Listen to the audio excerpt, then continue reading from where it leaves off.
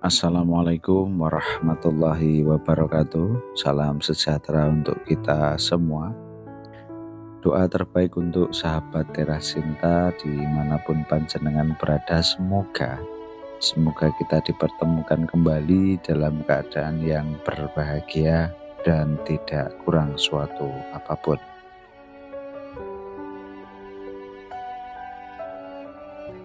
Hati itu seperti rumah singgah. Ada tuan rumahnya, Allah yang Maha Cinta. Perjalanan hidup dengan segala retorikanya berusaha mendewasakan manusia.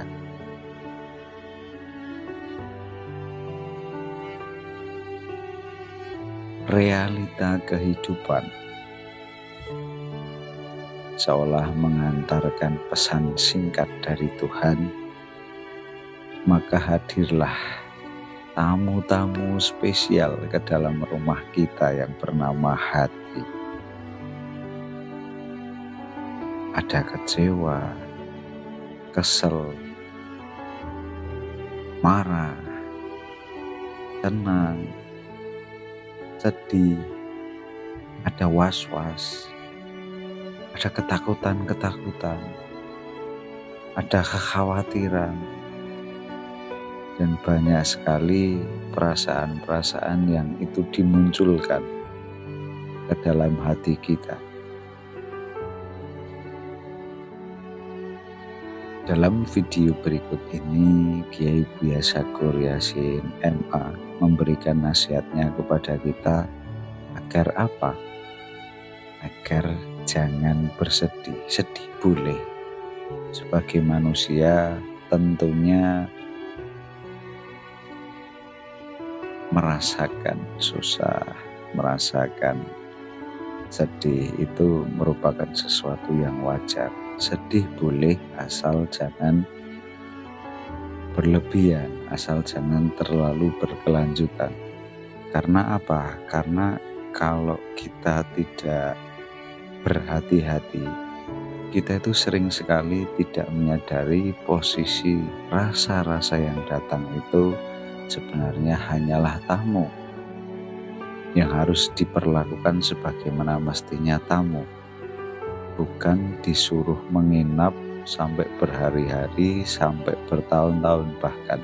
Kalau kita melihat, kita mau berkaca dengan yang terjadi di sekitar kita, pada kenyataannya tidak sedikit orang yang sampai karena rasa sakit dan kecewanya sampai menyimpan perasaan dendam. Ini mudah-mudahan kita tidak termasuk ke dalam golongan orang-orang yang demikian. Monggo langsung saja kita simak paparan dari beliau, semoga bisa diambil manfaatnya. Wassalamualaikum warahmatullahi wabarakatuh. Rahayu. Barang siapa yang pandangan terhadap kekasihnya itu melihat sinar dan keindahan. Apabila seseorang melihat kekasihnya sebagai sinar dan keindahan, maka tak ada lagi bagi dia kesusahan dan penderitaan. Kalau seseorang bisa melihat sinar dan keindahan, maka tidak akan ada lagi satu kesedihan. Dan seperti dikatakan oleh Ibn al-Farid dalam cerita tentang arak, fama sakanat wal hammu yawman bimawda'in kadzalika lam yaskun ma'an naghamil ghammu. Fama sakanat, maka tidak akan mendapatkan tuh ketenangan. Wal hammu yawman bimawda'in, tidak akan mendapat kesenangan pada suatu hari atau kapanpun ketika masih ada kesusahan hati. Wal hammu bimawda'in, fama sakanat yawman wal ghammu bimawda'in, fama sakanat, dan tidak akan tenang, wal hammu lan utai penderitaan, yawman ing sijina iku bimawda'in ana ing sijina tempat. Kadzalika lam yaskun ma'an naghamil ghammu, demikian juga tidak akan tinggal satu penderitaan dengan senandung. Tidak mungkin orang sedih bisa bernyanyi. Kalau hati kita masih ada penderitaan, bagaimanapun kita tidak akan mendapatkan ketenangan. Seperti halnya satu nyanyian, satu alunan suara yang merdu, an-nagham, nyanyian dengan penderitaan, dengan gham. Tidak mungkin orang itu berdendang ria sambil menitikkan air mata. Itu artinya bahwa kita harus mengkondisikan bahwa jiwa kita ini harus selalu gembira. Kalau hati kita gembira, ya kesedihannya hilang. Kalau kita sedang sedih, gembiranya hilang. Jangan biarkan kesedihan itu masuk di dalam hati kita. Jangan bersedih hati. Jangan bersedih hati. Nabi Muhammad juga dilarang bersedih, la tahzan. Kapan kita senang? Ketika hati kita tidak ada kesedihan. Ya kan begitu. Seorang waliullah itu adalah orang yang hidupnya selalu bahagia dalam kondisi apapun. La khaufun alaihim walahum yahzanun. Tidak ada rasa sedih dan tidak ada rasa takut dan rasa sedih. Kenapa rasa takut kok diprioritaskan daripada rasa sedih?